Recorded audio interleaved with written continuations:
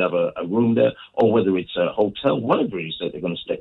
It was provided so whoever comes to minister can concentrate on the ministry, not have to think about where am I going to stay. Now I've got to make arrangements myself. All these things are part and parcel of what we do. And I think it's all about the conversation, who we are. Let's be honest. There's a lot of people nowadays, everyone's big. Everybody thinks they're big. And I put this challenge out as well. How many concerts do you know, concerts and also events people go to? I'm talking about the actual minister now. How many go to these events and they're the only one on the bill? Mm. Not many. You know, you don't know. I remember I did my first album 20 odd years ago, and I remember I said to the Beresford Dawkins was the guy. We did it at the drum, and we had a lot of names next to it. But, you know, people come to see, you know, they come to support you, as it were. And I remember saying to him, please, can you take the names off? Because I need to know if anyone's interested in what I'm doing. I want to keep it real. You see, we only know how popular we are if we are the only one on the bill. You see, I know a good friend of mine, he's not with us anymore, but he used to have a great way of doing concerts. He would have a concert and invite 20 artists to come. And he knows that one will bring 5, that one will bring 5, that one, I got 20 in the house, I got 50 in the house. This is mathematics that people do. I don't want to do that anymore. Them days are gone many, many years ago. We want to know you come because you're looking for God. At least that's my vision. You come because you're seeking the Lord. Bring your friend, bring your uncle, bring your aunt, because you're seeking the Lord. But a lot of that doesn't happen. A lot of it's business, and we know it's business. And I understand it's business, but I think some decisions have to be made. A lot of artists, it'd be great just to see just one name on the bill, and let's see who comes. See who turns up to that event. That way then, Brother Charles, if you're the only DJ tonight, we've come to listen to you. Yeah. And then we'll know who we got. I mean, it's putting, I would say, you know, it's putting your neck on the block just to find out where I'm, because I don't want to waste my time. I don't want to come there and just, because what happens, and oh man, we can talk further about this obviously. But you know what really bothers me, you know, some people say, yep, I was on stage with this man and I was on stage with this man. And there wasn't. There wasn't. You was on stage 5 hours before. And that man never even met you. He don't even know who you are. You know, he don't even know who you are. And we can all make claims to that. You know, we've all done that. And this happens with ministries too. They go on and get invited to some big event with some big minister that's filled the place out, and you just came along. And don't fool yourself in thinking that the claps are for you. Sometimes I remember Raymond and Co., Isaiah. I remember him many, many years ago. I'm sure you guys remember that, Raymond and Co. But we was doing an event and we was there, and I always heard what he said, and I never forgot it. We was doing a Papa San show, and Papa San came to Birmingham. And I remember Isaiah saying, I know you're all clapping, you know, but you're only clapping because you want us to hurry up and go so you can hear Papa San. So true. So true. Yeah, we love you. Now hurry up and go because we're waiting for the main man. You know, I love it. I thought he was so right what he said. But, you know, not always. But I think this is a good conversation for us to have. How are we treating people? This doesn't only go to artists. This comes to the everyday person that comes through the door. Yeah. Because it filters all the way down, doesn't it? If you can't treat the big man good, how are you going to treat the little man? Because I know if you haven't treated the minister well, and the man that came to sing his heart out for you, or the woman that came to sing her heart out for you, you haven't treated her well, then God help that person that just come begging bread one morning. Gosh, we got to do better. We have to raise our game. Because we're not in the business, and we keep on doing the business. And I know someone's going to shout me down, that's fine. But I think God is able to take care of all of us. He's taking care of me. And I really didn't get in. I didn't want to get into it. It's not a great thing. We need to make sure that we're doing things for God first. Yes, the business has to be done, but let us make it a godly business and done in a godly way. So let me shut up. Bless you. Bless you guys.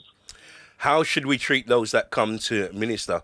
What should be the standard and what's over the top? Who should receive preferential treatment and why?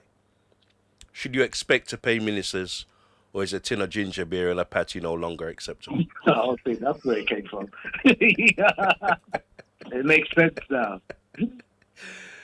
These are just the basics. That's just the basics. Who should receive preferential treatment, Minister Kessler, and why? I think it happens. We know it happens. Some people get £20. Some people get 20 grand. Yeah, truth. It's the truth, and it's wrong. It's absolutely wrong. I don't think it's right.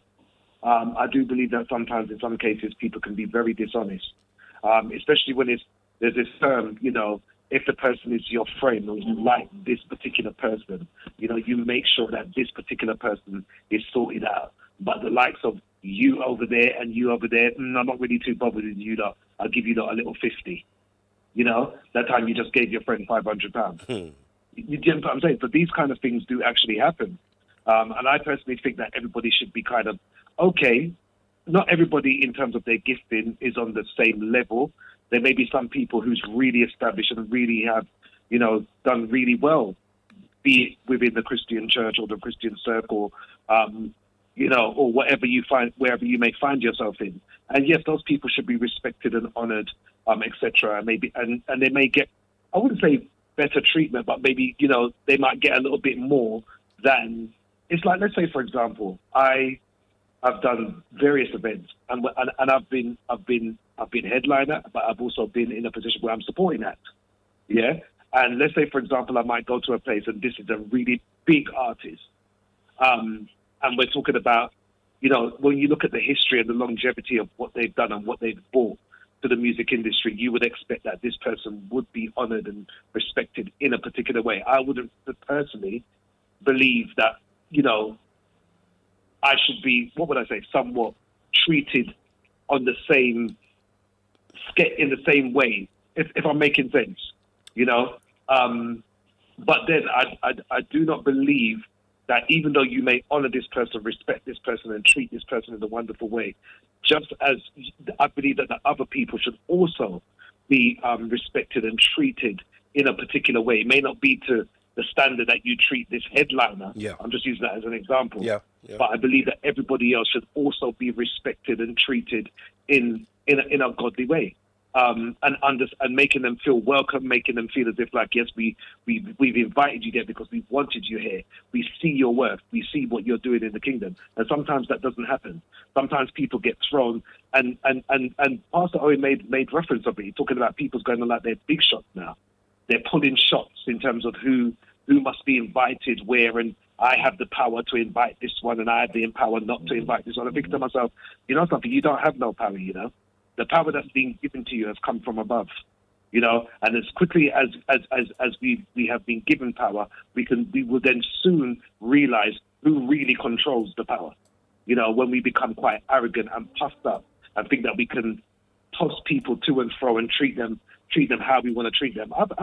I'm sure we can all share our experiences of what we've experienced. As it relates to hospitality, and in some cases it's not nice. I think I was having a conversation with somebody somewhere, and you have people who are gifted, but they don't have the finances. They want to, and people have seen the gift. They've seen the gift in operation, and sometimes there can be. You can feel as if like people don't know that you're not financially equipped, then so to speak. They don't know what's going on with your life, and you've travelled all this way to go and minister.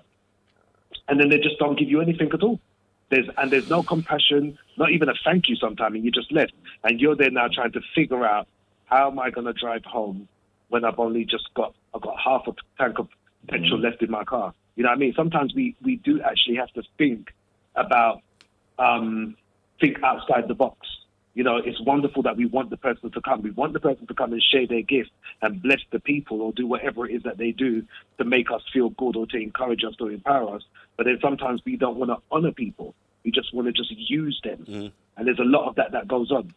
I've been to, there was an event that I went to, and because I've been when you do this thing for a long time, when you've been doing it for a long time, you can see the foolishness that's going on.